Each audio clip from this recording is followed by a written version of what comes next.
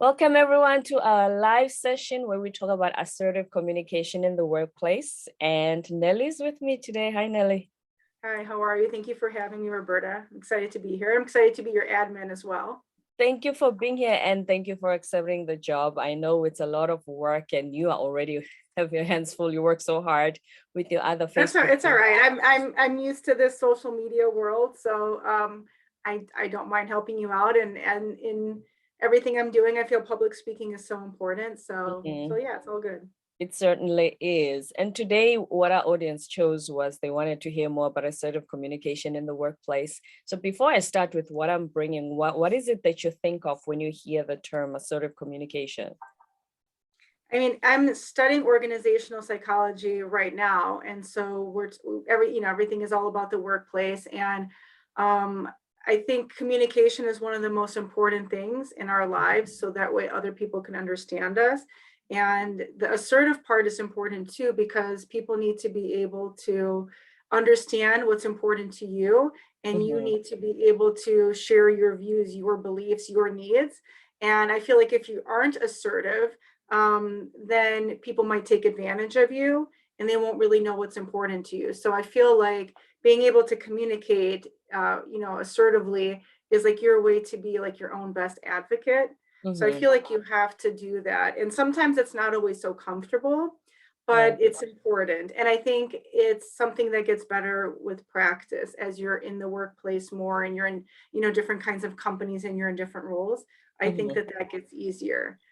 It certainly does, because I remember from my first job, I wasn't as outspoken as I became over the course of my career. Because usually when you're a fresh graduate, you're afraid to speak up in case, you don't know how you're going to be perceived. You're still trying to figure out what this corporate world looks like, what's the environment like. But one thing you need to remember, first of all, is you're a brand. When we were growing up, we used to think brands are just products that they advertise on TV. You're a brand yourself. And so there has to be a way in which when people perceive you, you need to take control of that. And one of the things you need to add to just your expertise based on what you were trained in at university is how well you speak in project meetings, to clients, how you communicate with your coworkers as well.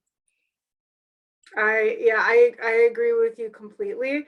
And I didn't know so much about the branding until my last role where I realized that not only was our company a brand, but I too was a brand. And like when people would see me on Facebook, they would make an association with me and the company that I was working for. And so that was a little bit different for me because I was used to Nike is a brand, it's obvious, right?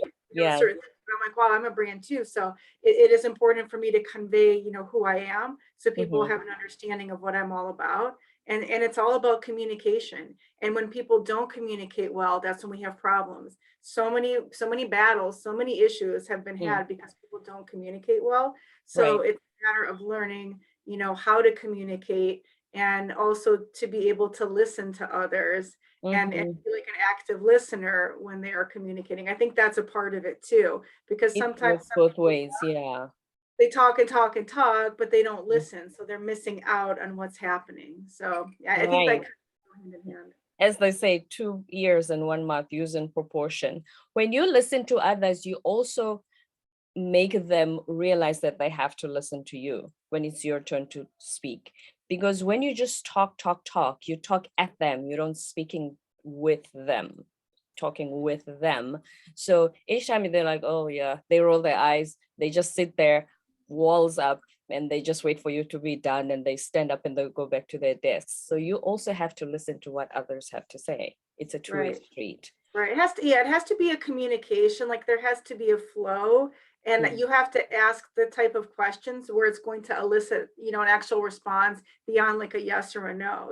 There's a way that you can ask a question where somebody's going to have to elaborate and answer that question and maybe, think deeply, think critically. Because I think that's what we learn in these exchanges, and having these questions. And sometimes people don't always phrase the questions in the best way, and it gives somebody an out, but I phrase it a certain way. Like if you're trying to have a certain kind of communication, ask the question, so they're going to give you a response so that way you can have this, meaningful exchange. So Like Tony I think Robbins said. that takes, Mm. yeah, and I think questioning strategies, I think that takes time too. Yeah, Tony Robbins said it's the quality of the questions that you ask that are important. And then when it comes to leadership roles, when you enter the corporate world, everybody wants to climb the corporate ladder, you want to be promoted. When it comes to leadership roles, I find that in my experience, and research has shown that the kind of people they choose is not the smartest people, but it's the people who can influence others, are able to communicate, people who are able to motivate others towards a common goal, and who are able to inspire others to work something towards something bigger than themselves. So it's not the smartest guy who was a valedictorian who's going to be CEO necessarily. Is he going to be able to speak up and get others to buy into a bigger vision? So CEOs are not necessarily the smartest, but in fact, Richard Branson said, I hire people smarter than me. That's why I'm a billionaire. I did a project on Brunson in my leadership class, and we had to pick somebody, and that's actually who my project was on. Right. And he said that you hire the experts in the areas where you are not strong. You find those people that can compensate, and this, the best leaders do that. And I think you have to also be able, be vulnerable enough to admit that this is not an area where this is my strength, and I need somebody to help me here. I need somebody to help me here. This is the thing that, I want to work on. And I think being able to influence others and impact others is so key. I mean, the talk that I posted a couple of days ago with Ed Milet and the one girl, and she wrote a whole book about influence is my superpower, which I still have yet to read, but I want to get it. And she talks all about the fact that, influencing people is just so important. And that's what makes like an impact. So, right. I mean, having intelligence, that's great, but that's not, at the end of the day, that's not necessarily going to be enough. People have to want to listen to you, right? They have to, in the marketing world, we say they have to know you, like you, trust you before anything happens. And how do you make that happen? I mean, you have to start, creating this rapport, getting this influence with people.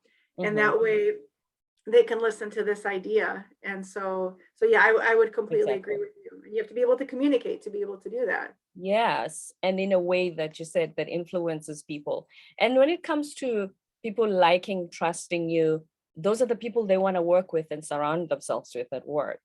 So even during job interviews, if you don't show that side of it, that you can be liked, that you can be trusted and be relied on, it's not likely that you will get the job. So you have to develop those skills. And also when you are liked and trusted and people want to work with you, usually those types of personalities are the ones that are more solution driven rather than problem driven. The conflict type personalities are the ones who are problem driven. They always look for the problem with the in the middle of the solution. I mean, we need all kinds of people, right? Because there's, every business is trying to solve a problem, right? That's the nature of it. And there's some people like, who are the problem solvers, but there's people who look for the problems. We need those kind of people too, because we need to have a variety of different for them. Yes. Right. We need them too, but everybody would rather be able to figure out the solution and what's the quickest way to the solution. So yeah, I think that's all important. I think that's yes, there certainly is a place for them with regards to the kind of work that gets done, like I said, in finding the problems so that you sell to the client what the potential solutions are and what the business can do for them. However, if say, for instance, I'm working on a project with you, there's a certain section I'm responsible for, there's a section you're responsible for. If you are not a people person and if you are hard to deal with, and our boss says to me, Roberta, you have to get this part of the report from Nellie, I drag my feet going to your office because I'm like, oh no, I don't want to talk to her. She's so difficult to deal with. Can't I just send her an email? You know what I mean? Sometimes if you are the type of person where you're hard to get through, everybody doesn't want to sit next to you in the boardroom, it becomes hard to work with you. So what can you do if you have that type of personality? If you're just introverted and you don't want to deal with people, is there something you can do to make your colleagues find it a little easier to work with you? I don't know. I'm not an introverted person, so that's a hard one for me because and And I feel like I'm sociable enough and I want people to like me. And I feel like that's part of what I try to do is make connections with people and engage. Right. But not everybody is that way. You know, I don't Mm. know what the percentage is, you know, if it's half and half or what, but there are plenty of introverted people who are very successful. And even in the IO psychology world, you know, that I'm getting a part of, there are a lot of people there who are more introverted. And we need those people too. So if they're not so apt to speak up and people know the kind, you know, the personalities in the room, I Right. think it's the responsibility of the leader to maybe draw that information from that person. You know, maybe call on them to answer, or maybe if they're working, I don't know how they do it all, like in small groups or whatever, but if it's a more like maybe not a stressful situation where there's like, you know, 30 people looking at you and you have to speak, they Yeah. might feel a little bit more uncomfortable in that situation. But if there's a way to get the information where that person's going to be willing to share, you know, in a, you know, not so stressful manner, I think that they can do that. Or maybe ask the person in advance of the meeting for some I'm other about to say, if you're the director of a division, you just ask them, listen, when we go to the project meeting today, I'm going to ask you to talk about what you did, your section, so that you explain to the rest of your colleagues what it is that you're contributing, and for them to get ready, whatever technique they use to breathe and get ready and psych themselves into knowing that they're going to be asked to speak at some point. Maybe especially with those who are new to the working environment, those in leadership positions can do that in order to support them. Because yes, everybody does little nudge, a little support, a little mentorship in that aspect. Yeah, and I think maybe people get comfortable like over time if they start just maybe making, you know, small contributions during a meeting, they'll just get used to doing that. So I don't want to say like don't call on them and don't ask them to take this uncomfortable action, because it kind of gives them an out. It doesn't give them the chance to grow, Oh, they have you to know, and do grow it. professionally. I'm not saying they have to be the one to go and talk in front of everybody every time, but even if they can just start to share like a little bit each time, I think would be good. But I mean, asking them in advance some of the information so they could say, you know, previously I spoke with, you know, this person and these were their ideas. They could be brought up that way. And then maybe that's, you Right. know, it's not so overwhelming. And that way you don't have to be called on in the meeting and somebody's reading your words, you know, and or maybe like another person, you know, if you're working with somebody on a team, maybe that person is more apt to share, you know, what that person's What you views did for the project team. It, like you said earlier, it is an important skill to develop, and one of the reasons is when you are more, you get the exposure that you do in the industry just by speaking up, because when there are other companies that do the same, that are in the same project, you got clients, and over time, if you speak up, they start to notice you. And then one day you might get a better offer. I'm not saying everybody should keep changing jobs, but one day you might get a better offer just because when you speak, you are remembered. You are not forgettable. Right, you have to put yourself out there. Whatever you happen to say, they're going to get to know you, especially if you have a concern. If you never voice that concern, nobody knows. But if you're Right. that person and you're pointing things out, whether they like it or not, they're going to have to deal with it. So, you know, I feel like you don't have to be aggressive about it, but Oh, at the no. same token, you can't be passive either. You know, I think you have to be able to, you know, exert your views. And yeah, you're going to be remembered because you're the person that's talking. So Right. and there's a lot of introverts that are speakers, you know, like Brené Brown, who I follow, she talks about herself being an introvert. I And she's remember. there are a lot of speakers out there who say that they're introverted, yet they give speeches all the time, you know, like every week, you know, monthly. I mean, they're giving lots of speeches. So just because you're an introvert doesn't mean that you can't get over that. But maybe that's, Yes. you know, maybe that's just something that you have to work on, you know. And it's something, like you said, you can embrace, but still be able to speak like Brené Brown. It doesn't mean suddenly be like Nellie and be social. Yeah. And on the point of raising concerns, remember when we were in school, we were taught, ask the dumb question, because half the class is already thinking of the same question. It's just that everybody's afraid to ask. So show leadership and be proactive by you raising your hand and asking the question. That's the exact same thing you do at a meeting. When you raise a concern, you'll find that half the people in the room were thinking the same thing, but we're afraid to ask. And when you ask it, you see heads shaking or people looking up. Yeah, that's what I was thinking too. Right. It's like taking one for the team. I feel like you have Yeah. to be that brave, vulnerable person to ask the question. And Mm. and as we say, like, you know, in my teaching days, like there's no stupid questions. Right. And the stupid question is the one that's not asked, because if you are wondering that question, I'm sure Mm-hmm. somebody else in the room is wondering that same question. So it's Exactly. good to ask it. It's good to ask questions. It's how we learn.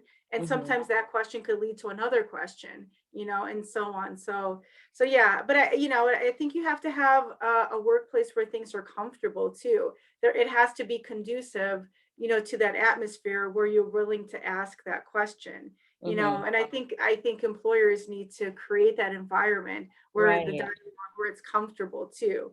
And I feel like if you have that environment, people feel comfortable to be able to participate, you know, ask questions and give comments.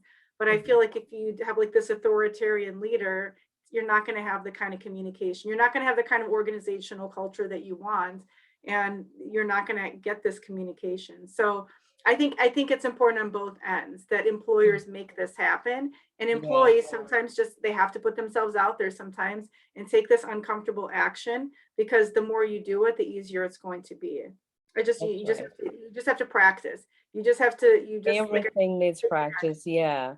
And if employers do take the initiative to create a culture where the employees can speak up, that's when employees also they go the extra mile for you.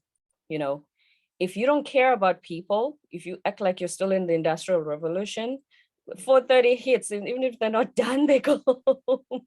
They start their cars and they go home. But if the deadline is tonight and it's beyond office hours, they will stay because of how you've created the kind of culture in the Right, because they organization. want, right, they want to work for you and they want to impress you. I had that when I worked at a camp.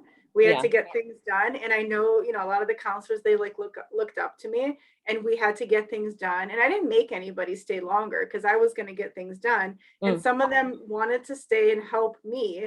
They didn't love the job itself, all the different aspects, but they wanted to make sure things were ready because they liked me and they wanted to help me out. So Because I of how feel you like made them feel. That's right. right, right. So if you can establish that rapport, I think that makes Hmm. it so much easier. But if you don't have this good relationship, if the employer employees don't have this good relationship, they're not going to want to go above and beyond. They're not going to want to provide extra value Right. because they're not feeling appreciated. And I mean, we had so many of these issues, you know, in the workplace, you know, after the pandemic, people are starting to reevaluate how are they being treated. And then, you know, as a result, some people left, you know, and they, you know, Mm, other mm. employers or started their own, you know, companies Businesses. and they're Yeah. entrepreneurs. So yeah, I think that's important. So I think communication figures into all of it, and being Mm. able to stand up for yourself and represent yourself, because nobody else is necessarily going to do that, you know? And so Right. you have to start taking that on yourself. What do you think? Where do leaders where can they draw the line when it comes to being interested in the employees' welfare in asking, Nellie, how are your kids? And where do they draw a line in asking about those aspects of your life Boundary. and Yeah, asking so too much? right. And so I feel like that's kind of subjective too. And I feel like that depends on the person and the relationship. So there's Mhm. boundaries, right? So in some work situations where you Uh-huh. can have like a close relationship, you could know more about the person, and you can have, you know, some of this connection. Mm. And I think it depends. I mean, I think if you have a good personable relationship where you can, you know, ask questions about somebody's family and their personal activities or whatever, I think that's good. I Right. mean, but there's a point where, you know, some questions might not be It appropriate. crosses a So line, yeah. yeah, so if somebody's going to cross the line and they don't know, then you just need to be able to point out the line, right? Like Mm. Brené says, clear is kind. You know, set up that boundary so people know, like, okay, these Right. kinds of things are okay for us to talk about, but those kinds of things I don't want to share with you. And you Mm. know, Mm. so and I think it depends on the person. Some people would rather it be completely professional and not And talk not about talk anything about their families, not have the pictures of their husbands and kids in their desk, nothing. yeah, I mean, I don't know about the pictures. I mean, that might be okay, but maybe they don't want to Okay. have the conversations. You know, maybe they Right. just want to keep it strictly to work. And there's people Hmm. like, and there's nothing wrong with that. And there's some people who want to talk about everything that's going on, you know, in the world, and they'll have these conversations. So I don't know if there's a right or wrong. And I feel like it depends on the person and Read depends the on the room. relationship. Yeah, you have to, I think, get to know people and see. I know Mhm. for me, like when I'm working with somebody, usually we do talk about personal things going on in our lives. And Right. as you're more comfortable, you do that. If you feel that there's a trust, there has to be a Mhm. trust there where you're willing to do it. But maybe, maybe their boundary, maybe it could go too far. So you just have to be careful and just, focus on it being professional and share some things because I think that helps the rapport. I think Right. that's important. Because So first and foremost, we are there for the professional reasons, of course. So right. that should always take priority. And then last but not least, what can those in leadership positions do in order to create an environment where employees feel confident enough to speak up and don't feel like if I speak up, they're going to take me to HR. I'm not going to get that bonus or that promotion. It's going to create a hostile environment. What can they do in order to make everybody comfortable enough to do that? Yeah, I mean, I think that has to happen day one. I think that that employer has to create that atmosphere where Mhm. people feel comfortable. So it doesn't mean they have to have humor or share stories or whatever it takes. I mean, they have to do something to establish this trust. Maybe they share some things about their own self. Maybe they're vulnerable and talk about what it was like for them, when they were in your Starting shoes, out. doing something Mm. similar. They have to do something to create like a comfortable environment. You should feel comfortable where you don't have to worry that you're going to get in trouble for something that you do. You make a mistake, you're not necessarily going to get written up, you're not going to get fired. So employers need to be able to do this. And I don't know if there's a set answer, for what they need to do. I think that also is dependent upon the person and how Right. they do the situation. So I feel like they need to be able to have your respect. And I think that they need to be the leader. They need to be the person in the room who is making the decisions, so you feel secure with that person too. But at Mm. the same time, I think there has to be a way to have this rapport however they do it. So I mean, I know like sometimes there's some leaders who they're just charismatic, and you just like being around them and it doesn't feel stressful and they're funny and they're fun. Mhm. But at the end of the day that you're still going to get the work The done, work comes and first. there's Yes. still there's still that professional relationship, but Mhm. like you feel at ease with them, it doesn't feel uncomfortable. So I feel that's like personality with what somebody does to create that situation. I know, Mhm. like in the one job I had, I always kept my door open and I had like this open door Open door philosophy. policy. Yeah. And my boss always had her door closed, and I did not like that, and nobody liked that. And I understand some people have to have their door closed at times, but for Mhm. me, I just felt like it was symbolic of my door is open, just come in. If I'm not talking with somebody, just come in. Whereas Almost with part the of your body language. Yeah. Open. it might have been too, but I also told them like I don't like closed doors, like Right. closed doors. And I understand there's sometimes you have to have the conversation, you want everybody to hear, but when the door is closed all the time, there's not always conversation. So I think Oh, I think like that's like gives like a symbol to people, like a little bit about your personality. And I yeah. think you get to know somebody. I think you get to know somebody's temperament and their personality with how they behave. And I don't think it takes very long to figure that out. Not at You get all. to No. you get to feel for how they are. You talk to other employees that are in the company. They'll let you know. They'll let you know, like how to behave, Yes. around a certain person. Also, And if you're willing to listen to those suggestions as well. Yeah. we always, yeah. I mean, sometimes people aren't willing to change. I mean, it's good to be actively listening. Mhm. And sometimes people are willing to change and sometimes they're not. So yeah, I think, yeah, I think it's a tough job for leaders. I think there's a lot on their plate. There's a lot that they have to do. And yeah, it's not always the easiest job. It's an important job. But I think Mhm. they also have to have a good support system. Like I think they have to have, employees there who have their back, who do their part to make everything flow, A so little everything's easier for productive. And everybody. make the leader look good, so that way they're not so stressed out and anxious about everything that's going on. Because leaders, I think, they have such high incidence of their own stress level and, just like mental health But issues. that's why they are chosen as well. That's why they're not chosen based on you were the most intelligent in at university, but they're chosen based on their people skills, how they put out fires, damage control, how they correct situations. That's basically the reason why they were put in those positions in the first place. Right. There's certain Mhm. traits that they have, right? There's like trait theory. It's in part of leadership theory. One of the theories is that leaders have certain traits, and because of those traits, that what allows them, to be a leader. And in a, crazy, challenging situation, they're going to stand up and they're going Mhm. to lead. Yeah, It's easy to they lead don't whenever pass the buck. Mm. right. But when it's a tough situation, are they willing to take action, or are they going to fold when something happens? So, Mm. there's a lot to it. So I don't envy leaders at all, because it's a tough job, Right. sometimes it's easier just to be the employee, because you don't have to have all that accountability like they do. The higher you go up the ladder, the more the accountability, that's for sure. And the more accountability, not just for yourself, but on behalf of the people that you lead. So it just gets bigger and bigger, this huge responsibility. So the moral of the story, learn to communicate, help others understand you, and learn to understand them. Teach Okay. others about you. I think that's key. So that way people know how best to work with you, share yourself. And so, here are my strengths, here are my Mhm. areas of weakness or challenge, whatever you want to call it. And, be able to reach out and get the help when you need the help. But people need to get to know you, and you're the best person to, showcase that, Teach because them, you know yeah. you. And so put yourself out there and you explain yourself.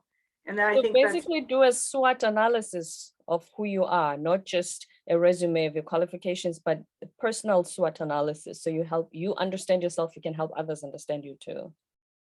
right. Mm. Okay, Nellie, thank you so much for being here today. This has been All right, sounds fun and good. Well, thanks for enjoyable. having me. Yes, and I hope everyone who's listening is going to benefit. Thank you so much.